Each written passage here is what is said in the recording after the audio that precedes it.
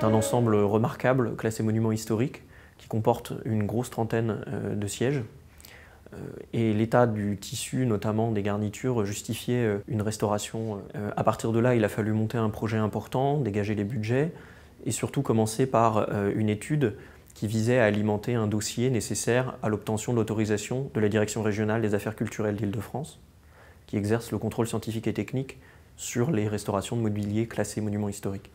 Ça, c'est la première étape que l'on a réussi à accomplir en 2017. Puis ensuite, en approfondissant encore les recherches, on a pu trouver quel était le tissu probable de ces sièges.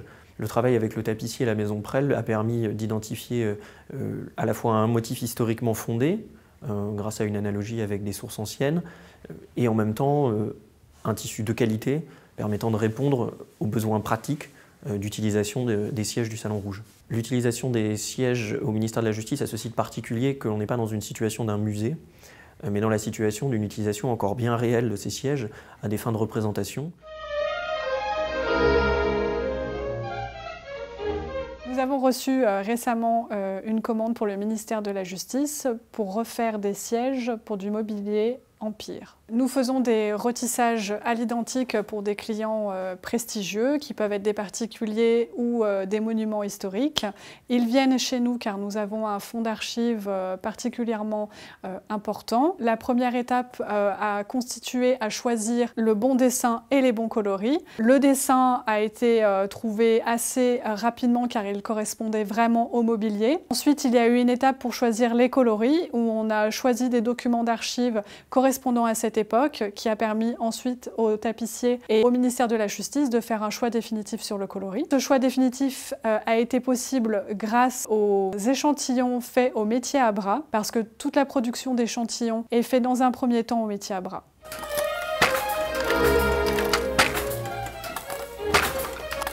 Là, je suis en train de tisser l'échantillon pour le Lampa, pour le ministère de la Justice. Chez nous, on fait les échantillons à la main pour des raisons de facilité. Ça évite de monter un métier avec 18 000 fils. Ici, j'ai juste 1200 fils à installer et ça se fait en une journée, alors que si on le faisait à la machine, il faudrait déjà une bonne journée juste pour préparer la chaîne de fils. Pour nous, les commandes d'État, c'est toujours important parce que c'est aussi une façon de s'inscrire dans l'histoire. On retrouve après toujours sur des photos officielles nos tissus.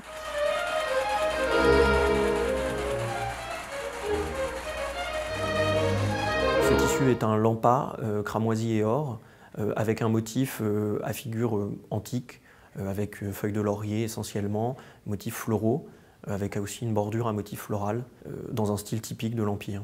Ce motif est historiquement très bien connu, a été utilisé plusieurs fois dans des résidences royales ou historiques bien identifiées. Et donc le choix s'est porté par le ministère de la Justice sur ce dessin dans des colorations telles qu'elles étaient utilisées à l'époque. Donc ce rouge cramoisi, et en choisissant les ors qui coïncident, qui font rendre un motif particulièrement intéressant compte tenu de l'état du salon. Et maintenant, on en est à la partie tissage, c'est-à-dire la réalisation effective du tissu avec tout ce qui avait été préparé avant, sachant que maintenant, on le produit avec des machines modernes, puisqu'il y a des notions de prix, de délai qui sont impératifs, mais on le reproduit à l'identique de ce qui était fait autrefois au métier à bras à l'origine.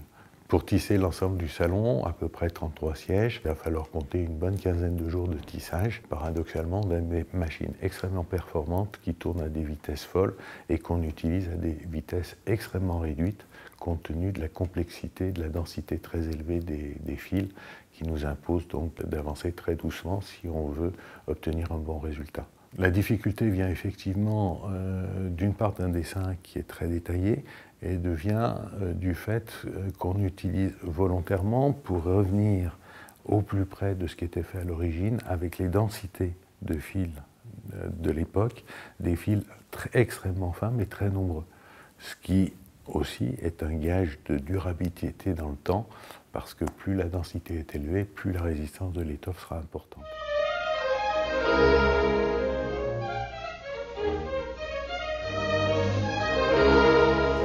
Une autre partie qui était la question de la restauration des bois des sièges, qui a fait l'objet d'un autre appel d'offres, et une restauratrice a pu être désignée pour commencer à nettoyer les bois et régénérer le vernis posé en surface pour lui redonner une brillance et un éclat particulier.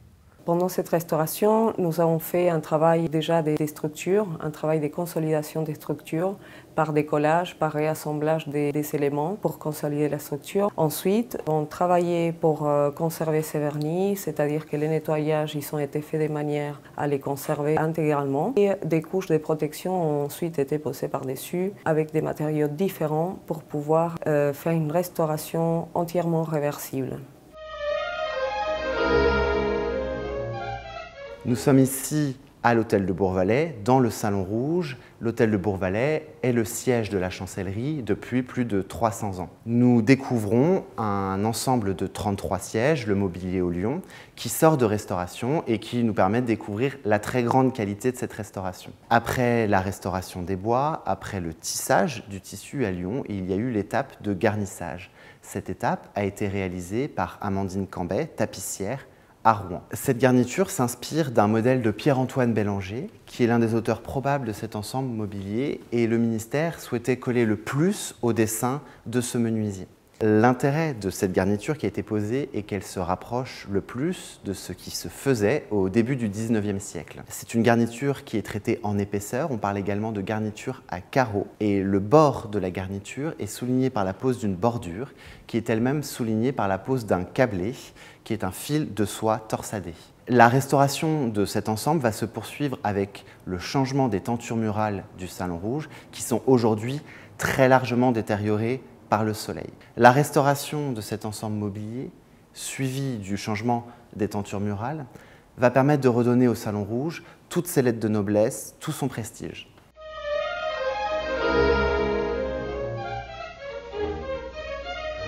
Ce qui fait la particularité du mobilier au Lyon, comme son nom l'indique, c'est la présence sur les fauteuils de ces têtes de lion qui forment les bras de l'accotoir.